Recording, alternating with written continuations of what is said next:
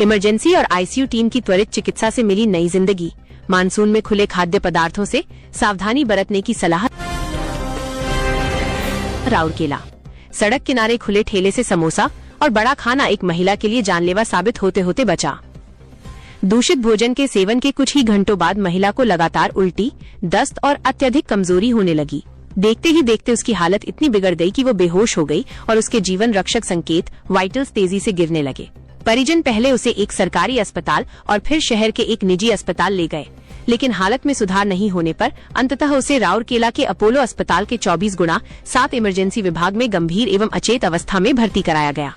स्थिति की गंभीरता को देखते हुए वरिष्ठ क्रिटिकल केयर एवं आईसीयू विशेषज्ञ डॉक्टर चेतन रेड्डी के नेतृत्व में इमरजेंसी और क्रिटिकल केयर टीम ने तत्काल उन्नत जीवन रक्षक उपचार शुरू किया। मरीज को स्थिर कर आईसीयू में भर्ती किया गया, जहां लगातार निगरानी, गहन उपचार और आवश्यक चिकित्सकीय सहायता प्रदान की गई। डॉक्टर चेतन रेड्डी ने बताया कि महिला गंभीर फूड पॉइजनिंग की शिकार हुई थी। दूषित भोजन के कारण न केवल उसका पाचन तंत्र प्रभावित।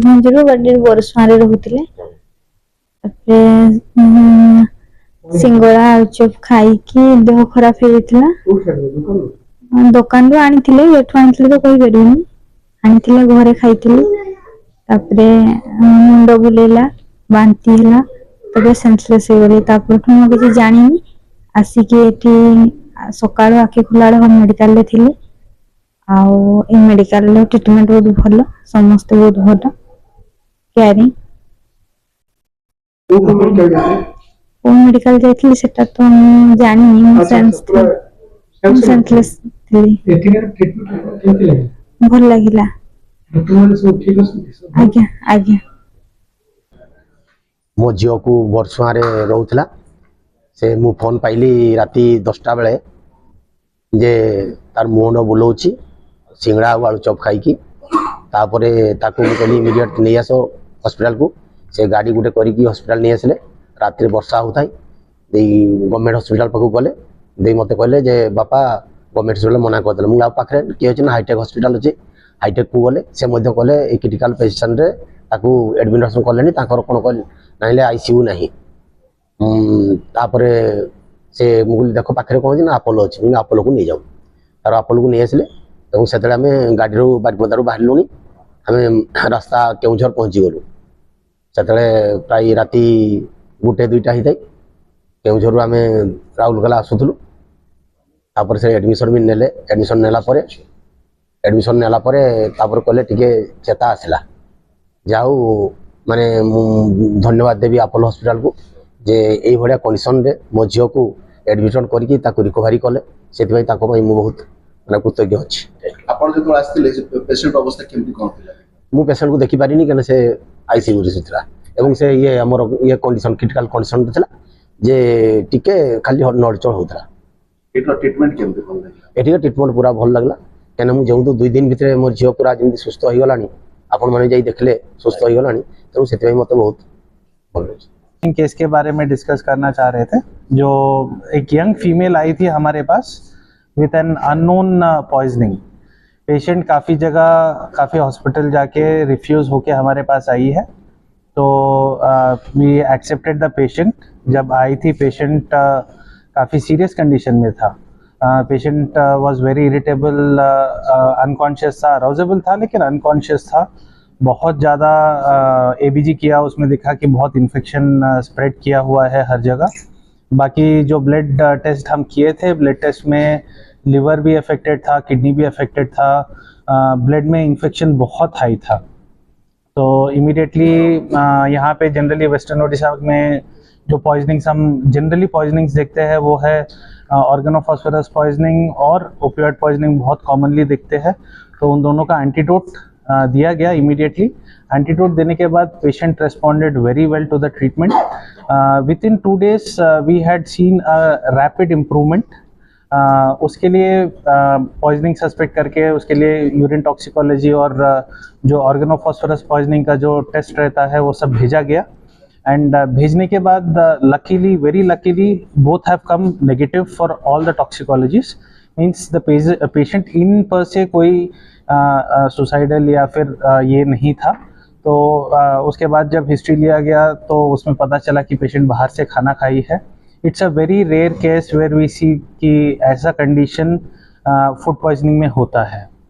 तो generally food poisoning early treatment होने पे रिकवरी बहुत अच्छा रहता है। जितना आप डिले करेंगे रिकवरी उतना ही डिलेड हो जाएगा, उतना ही कॉम्प्लिकेटेड। सर डिले तो हुआ है, पेशेंट एक दिन में तो मीन्स 1 घंटे में तो ये कंडीशन में नहीं आता है। पेशेंट को सुबह खाई थी, शाम को हमारे पास लेके आया गया। डिले का कारण क्या है सर? डिले का कारण सर ये होता है, पेशेंट को व्हेन द सिम्टम स्टार्टेड तो उनको हेड रीलिंग से स्टार्ट हुआ, थोड़ा वॉमिटिंग हुआ। हम लोग उसके हस्बैंड समझे कि नॉर्मल है, कोई दिक्कत नहीं है। उसके बाद उसके हस्बैंड वेंट टू वर्क, वो एक फैक्ट्री में काम करते हैं, शायद फैक्ट्री में करते हैं ना सर? हाँ, तो वो अपने इसमें चले गए। फिर आफ्टरनून वापस आए तो पेशेंट को बोले कि मेरे से खड़ा नहीं हो पा रहा है, बहुत सिर घूम रहा है। तो रिकवरी कितना जल्दी हुआ सर? 2 दिन में सर। 2 दिन में? With in 2 days patient recovered very well. आज उनको मैं नीचे रूम में भी शिफ्ट कर दिया हूँ, कल डिस्चार्ज भी कर दूँगा। So basically it is all कि टाइम पे ट्रीटमेंट होना बहुत ज़रूरी है। अगर करेक्ट टाइम पे, करेक्ट प्लेस पे करेक्ट ट्रीटमेंट हो गया तो इतना तक आएगा भी नहीं।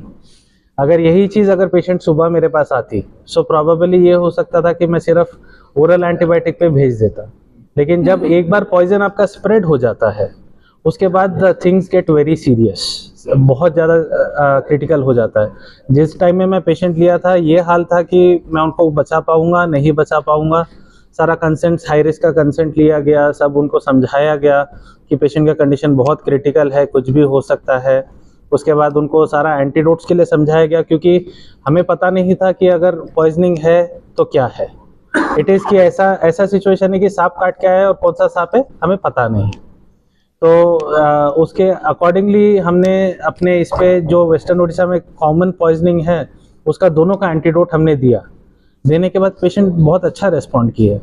और ये भी हो सकता है कि जो वो समोसा खाई है या दही बड़ा बाहर जो खाई है उसमें कुछ मिला के हो, बिकॉज यहाँ पे बहुत कॉमन है कि पेस्टिसाइड्स जो हम यूज़ करते हैं, हिट का जो स्प्रे यूज़ करते हैं मक्खी वक्की बचा, that is also an pesticide.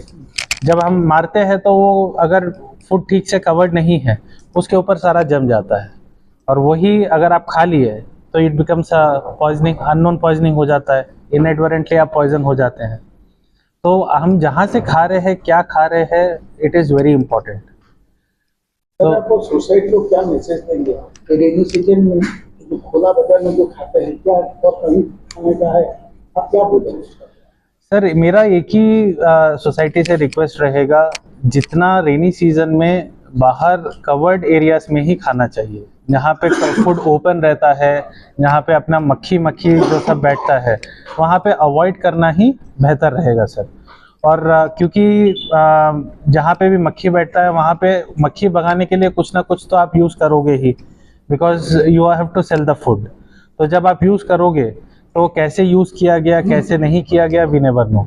और दूसरा, हाइजीनिक कंडीशंस कितना हम मेंटेन कर पाते हैं, क्योंकि अभी पानी का क्वालिटी अब आप जो हमारे घर पे आ रहा है सेल का ही आरएसपी का पानी, जब समर रहता है और जब हमारा मानसून आता है उस टाइम में पानी का क्वालिटी बहुत कम खराब हो जाता है। That is because water level जैसे जैसे कम होता है और जैसे रीफिल होता है तो dirty water gets into the ground. तो इस टाइम में काफ़ी हमें सावधान रहना चाहिए, स्पेशली जो बच्चा लोग है और दूसरा एडल्ट्स मीन्स जो एज पीपल है उनके पास इम्यूनिटी बहुत कम रहता है। तो जितना हो हम लोग का कोशिश ये रहना चाहिए कि बच्चा लोगों को और बूढ़ा लोगों को हर समय बाहर खाने से रोकना चाहिए। ये टाइम में इन पर से हम लोगों को भी बाहर नहीं खाना चाहिए। So this is the message what I would like to give. And एक अवेयरनेस और इसके बारे में अवेयरनेस और ज़्यादा होना चाहिए सर।